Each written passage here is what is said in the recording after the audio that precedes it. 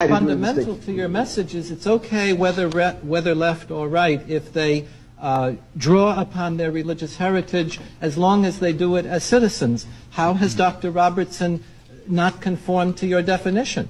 The difference is that Pat Robertson happens to be wrong in the implication that he draws from my point of view. It's not that he doesn't have a right to do it. It only means you don't agree with him. It means that I don't agree with in the public square. That's right. Why it not? means that when I read Micah and Amos, I see a focus on the poor. When I read Pat Robertson, I see a focus on the elites. It's a fundamental difference. Mr. Robertson, he can take care of himself. Are you aware that I have an organization called Operation Blessing that has fed about 39 million poor black people, that we have taught 300,000 how to read and write, that recently we had an operation at Mississippi that spent $3 million teaching 70,000 primarily poor blacks how to read? What do you mean I don't have an interest in the poor and the needy? That's nonsense. What I mean, Mr. Robinson, is that certainly there's a rich philanthropic tradition of which you are a part, and therefore I'm not claiming that your concern for the poor is absent.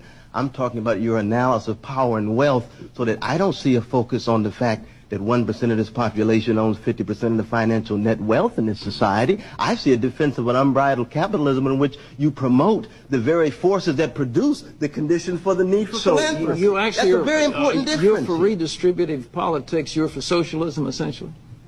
I'm for justice. But I'm not asking, are you for socialism and redistributing of the wealth from the rich to the poor? I think it's difficult to generate a theory of justice that could justify 2.5 million Americans having $8 trillion. Yeah. Well, where do you think the jobs come from in America?